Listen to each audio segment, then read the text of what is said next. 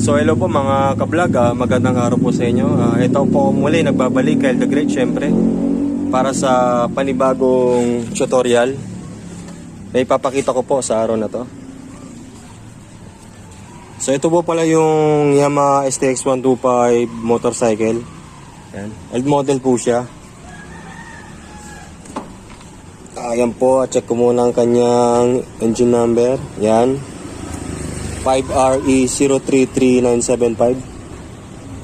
So sa video na ito mga ka-vlog, ipapakita ko po sa inyo kung paano mag-change oil ng Yamaha STX 125 motorcycle. So sa pag-change oil mga ka-vlog, dapat meron tayong materyales, kagamitan o tools na dapat i-prepare. Okay? Yan. Yan po yung mga gamit at tools na dapat ihanda sa pag-change oil ng engine ng isang motor. Okay?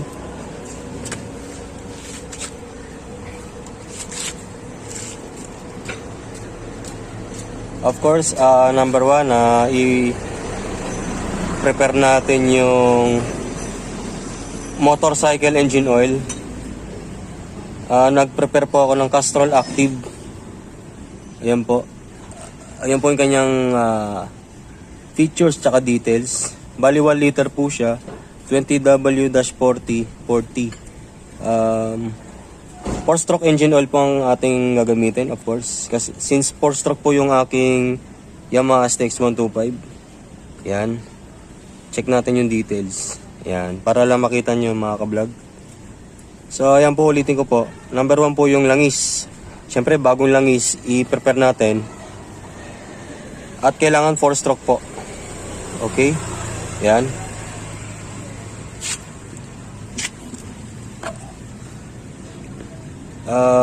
May tinatawag tayong embudo.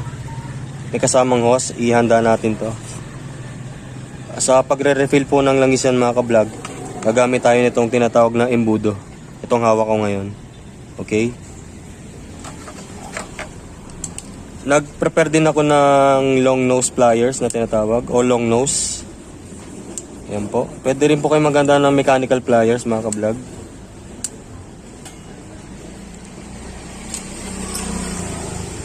Naghanda rin ako ng open wrench. Ito po. Ang gagamitin ko po is 19mm. Yan po. Open wrench. Nag-prepare din po ako ng 1/2 drive socket na 19mm din ang sukat mga ka-vlog. Yan po.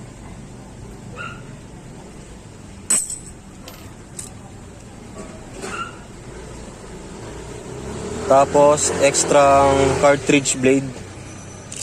Yan. Cartridge blade.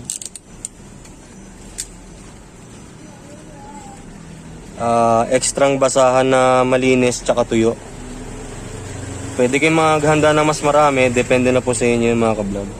Ekstrang basahan.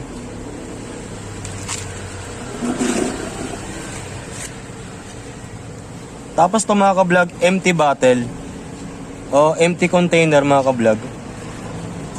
Naghanda po ako ng ekstrang lalagyan. Wala po laman niya mga ka-vlog ha. Dito ko po isasalin yung used oil, yung i-drain kong oil mula sa makina. Yan.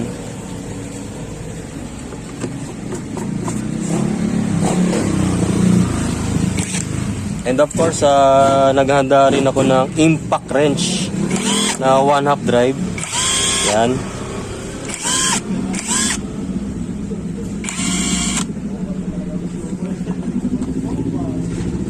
So, naipakita ko na yung mga gamit, mga tools na kailangan sa pag-change oil.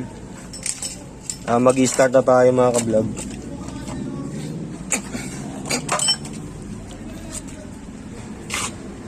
So, ang unang gagawin natin mga ka-vlog sa pag-change oil, usually naman, aalisin natin yung drain plug. Kagaya nitong tinuturo ko. Bali, hindi po yan yung standard size ng drain plug ng STX 125 old model. Dahil pina-oversize ko po yan at gumamit po ako ng mas malaking bolt o drain plug. Kaya po, naganda po ako since ito po is 19mm. Ulitin ko po, 19mm po yan. Malaki po siya.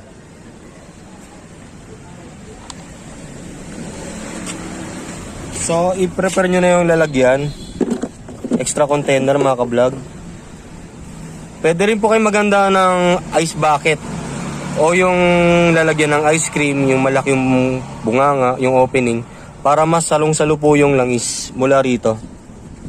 Itatapat ko lang dito. Ihanda ko na rin yung extra basahan pa. Then, kaya po ako nag-prepare ng socket na 19mm.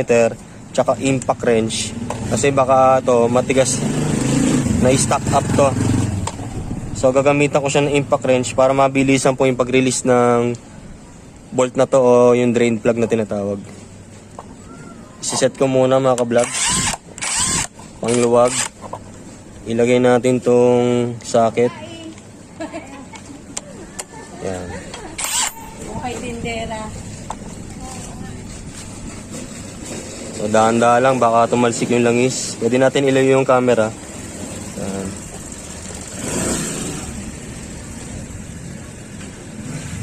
So yan, alisin ko na po yung drain plug. Ang dahan-dahan. Ayan, medyo matigas, diba? So paunti-unti siya nagre-release pa kaliwa. Yan.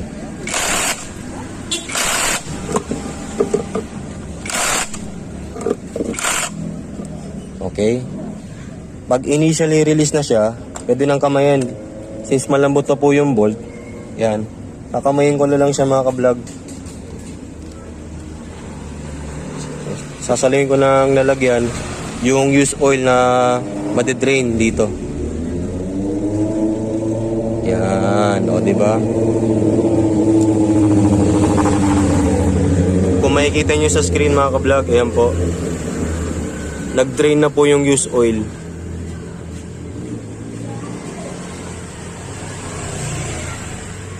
So sa pamamagitan ng container na ito mga ka-vlog, itong lalagyan, malalaman ko kung 1 liter pa rin yung kanyang amount. Dahil syempre pag gumagamit tayo ng motor, minsan sa sobrang paggamit, nasusunog. Sabi nga nila, kung nilagay mo rito is 1 liter dito sa engine, maaaring nasa 900 ml na lang o 950 ml, or worse kung merong leak yung engine nyo, kung may tagas, yun, mas mababawasan yung langis na nagamit. Kaya dito malalaman ko sa lalagyan na to kung exactly 1,000 ml o 1 liter.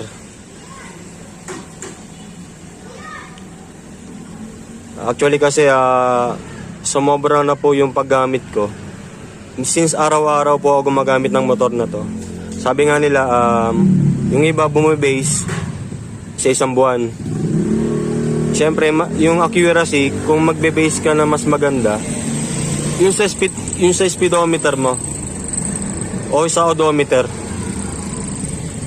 kung ilan yung tinakbo by kilometer, doon mo mas malalaman kung kailangan na mag-change oil. Since yung speedometer ng motor ko na to na STX 125, sira na po kasi. So wala na pong accuracy. Hindi ko na matatansya technically kung ilan na po yung tinakbo nitong motor ko mula nung naglagay ako ng bagong langis.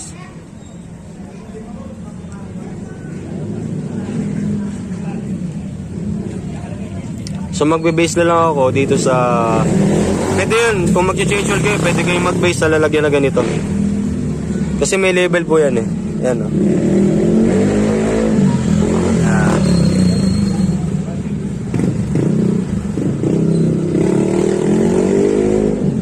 Kung makikita nyo, merong naka-label kung ilang ml.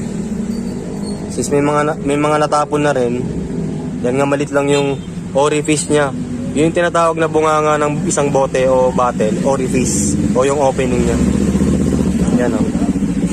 Kung makikita nyo, may label po siya. From ito, nasa 300 dito by ml yan itong nasa baba up to 1000 ml, which is 1 liter yon. Yan.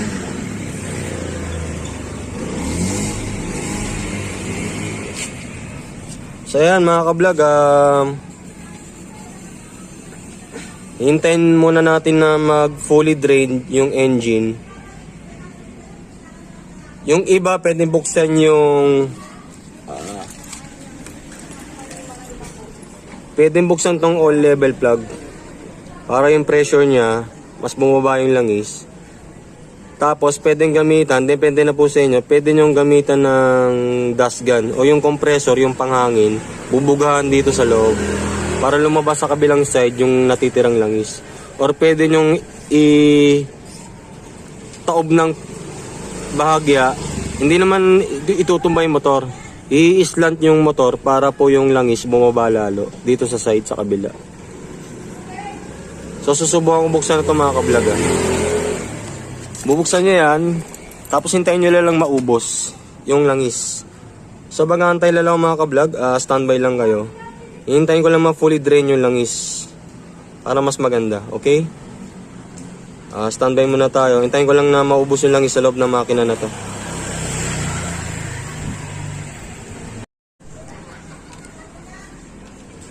So mga ka-vlog, gagamitan ko po ng long nose. Baka i-stack up to, medyo matigas. I-release ko tong all level plug. So dahan-dahan lang sa pag-ikot Ang pag-release po is counterclockwise po o pakaliwa. Dahan-dahan lang. Yan. Pag medyo malambot na po tong all level plug na to, ikot na natin ng gamit ng kamay. Yan.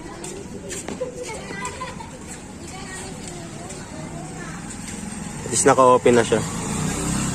Para nakaabang na tong butas for refilling. Okay.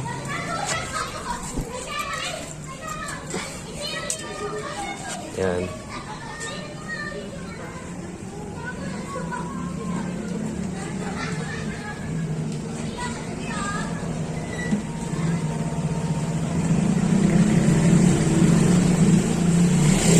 So mga ka-vlog, kung satisfied na kayo, pag ilan lang halos natitira yung latak sa pinakababa, dito sa side na to, pwede nyo nang ibalik itong drain plug o yung bolt na to. Pwede nang ibalik dito. Kung satisfied kayo, balik nyo na. So ako po, ibabalik ko na po yung drain plug ng motor ko. Ibabalik ko na to dito. Pwede pa siyang punasan ng konti. Yan. Kung masusundot nyo yung loob, pwede po. Depende po sa inyo. Pero ako satisfied na rito. Kasi nasa 1 liter na po yung na-drain Ipapakita ko lang yung use oil Ito.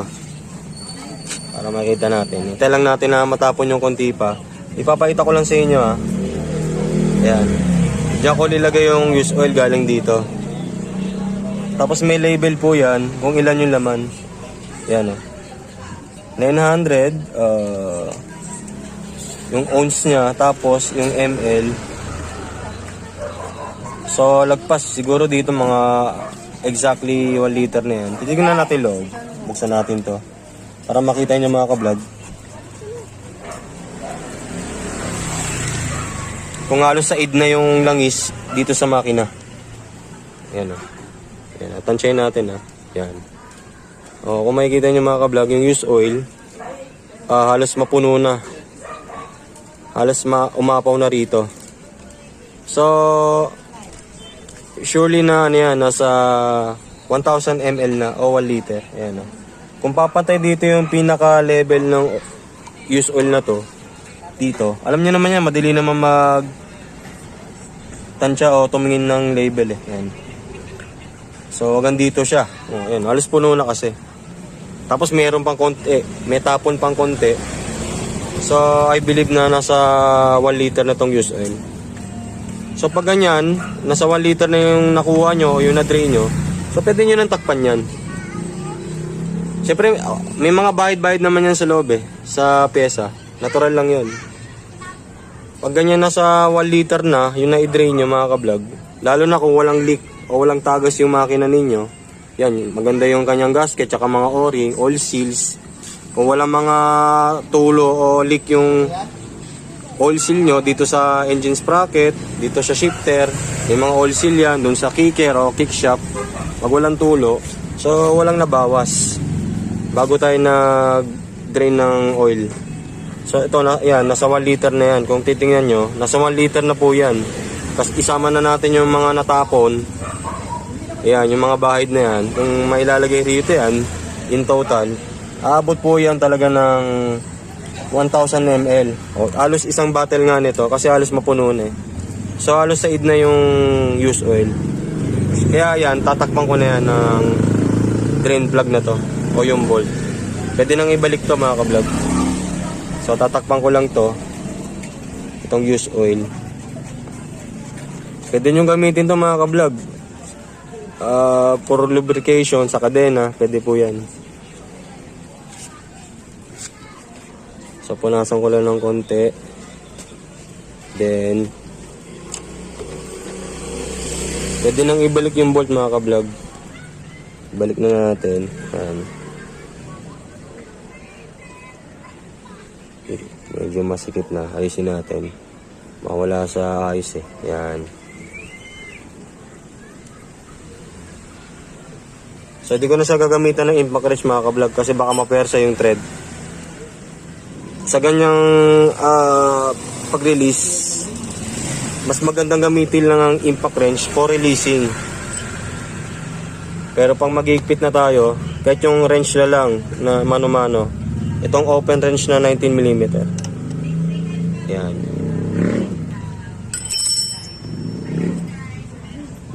Para ma-view natin. Basic lang naman ito mga ka-vlog sa pagbalik ng bolt, sa pagtanggal, pag mag-change oil kayo, basic lang yan. Babalik ko na to. Yan. Yan. Ang pag-igpit mga ka-vlog, clockwise o pakanan. Yan. Okay. So yan, okay na mga ka-vlog. Standby kayo ulit mga ka-vlog.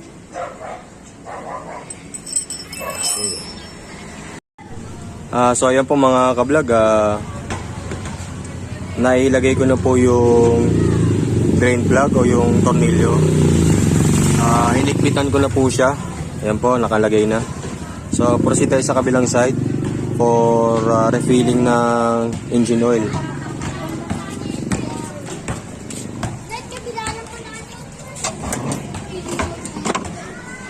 So ayan, kung makikita nyo, naka-open na po yung ano niya, inlet para sa engine oil. So ihanda ko na yung engine oil na ilalagay ko, tsaka yung embudo na may hose. Okay, yan.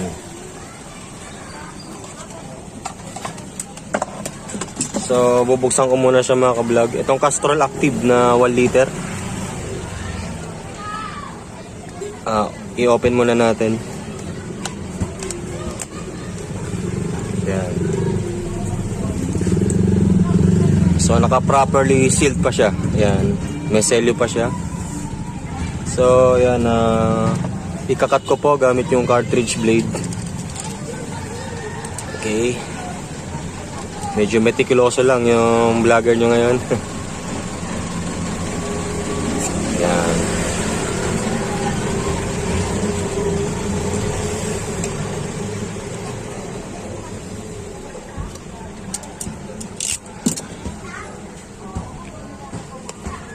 Medyo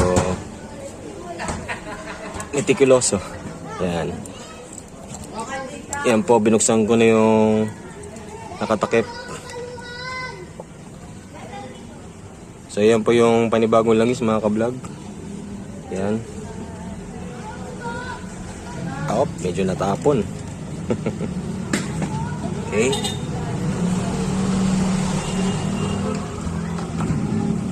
Paidag natin ito mamaya sa...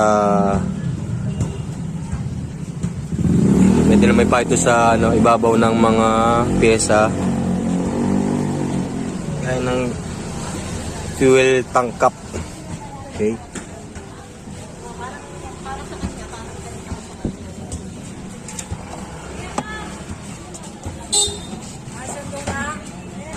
Then handa ko na tong embudo na may hose.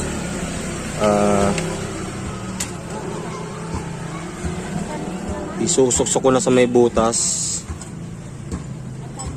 Yan. So sinadya ko po yan mga ka-vlog, yung embudo ko, nilagyan ko ng hose. Para mas convenient po yung pag-refill natin ng langis. Yan, ganyan lang siya. Kaya tutulak pa yan actually. Pwede bang tulak? Yan. So nakasuksok na yan. So pwede nyo bugahan to kung meron kayong compressor tsaka dust gun. Pwede nyo bugahan yung hose na to mula sa loob. Ito naman malinis naman po yung loob eh. So magre-refill na po ako ng langis mga ka-vlog. Itututok lang natin. Pwede tayong pumunta sa labas. So i-refillan na natin ng panibagong langis gamit tong Castrol.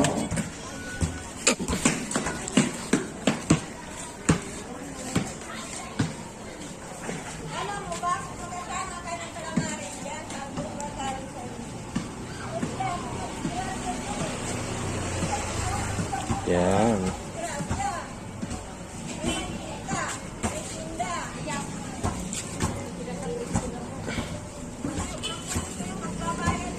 Para mas makita nyo mga ka-vlog. Yan. Okay. Pinobos ko lang. Yan na.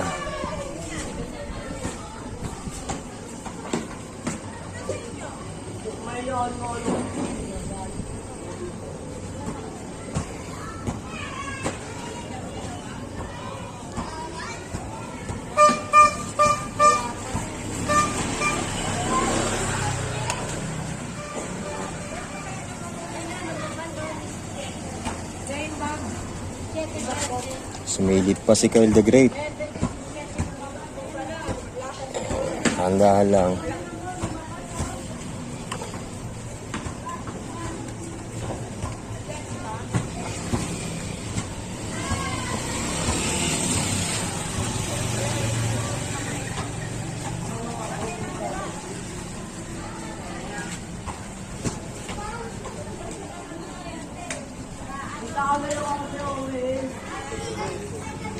So yan, kung makikita nyo,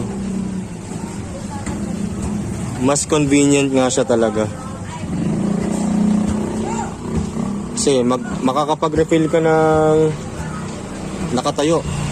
Since meron siyang hose, yung embudo ko. Yan.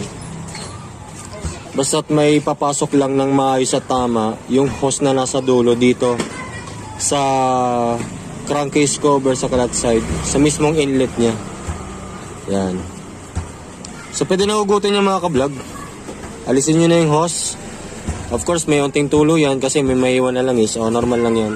Tapos takpan na natin agad ng all level plug. Okay. Alisin ko lang yung embudo na to.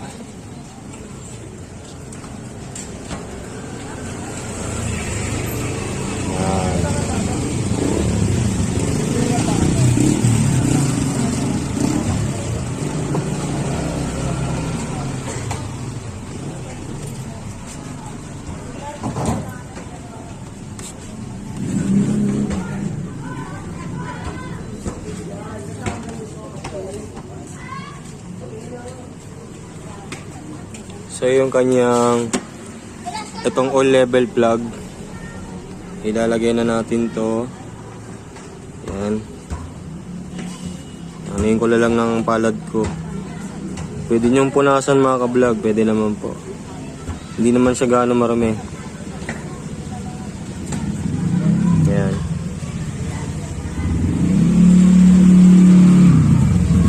Ito ilalagay nyo ng tama to ha. Huwag bara-bara. Iaayos nyo yung pagkakahigpit niya, yung pagkakaikot nito. Iaayos nyo yung paglalagay kasi importante ito eh. Dapat may ilalapat nyo ng maayos. Yan.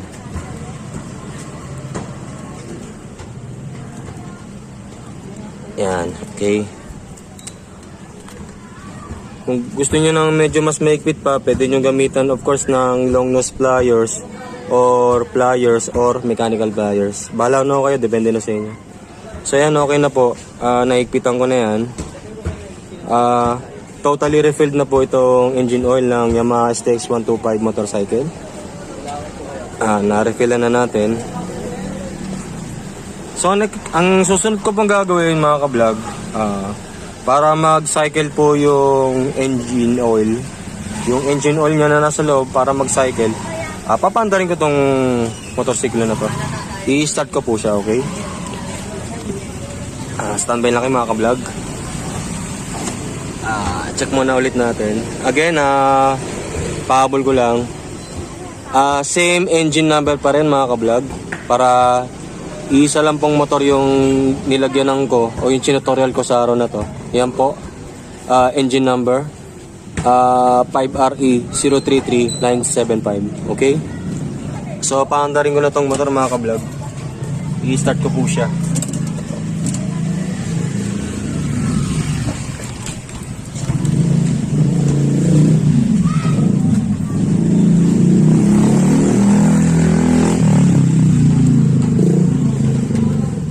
Ano mo natilina?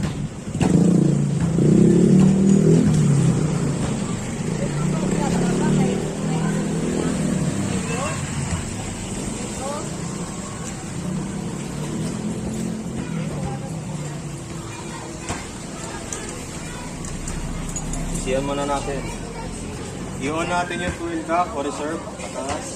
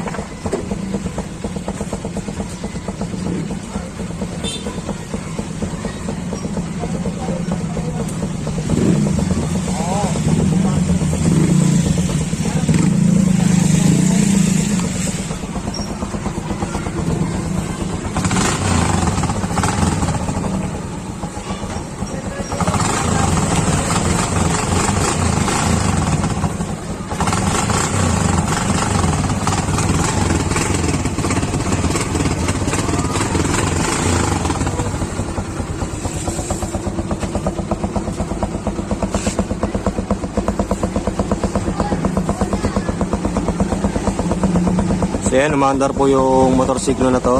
Ni-start ko po siya mga ka-vlog.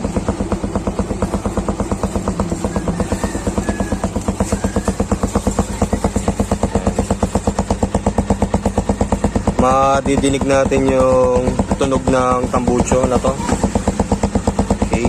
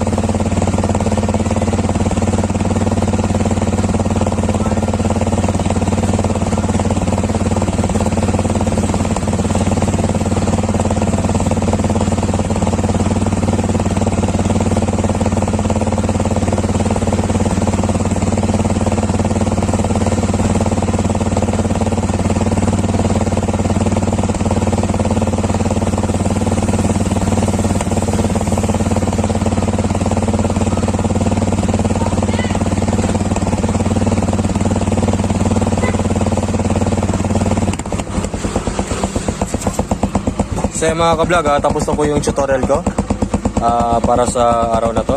Yung paano mag-change oil ng Yamaha STX 125 motorcycle. Okay.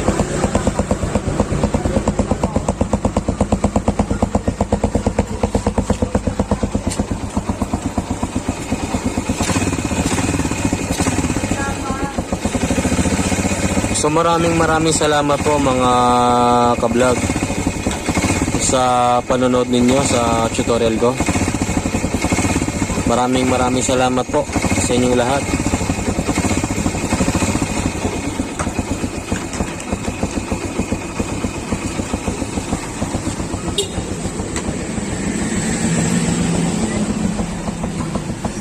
At of course, huwag niyong kalilimutan guys na mag-subscribe sa aking YouTube channel, Kyle the Great.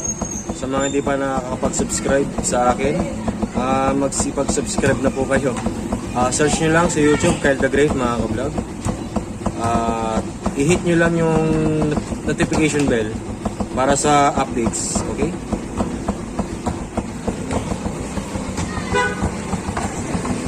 So maraming salamat po. And God bless us all, okay?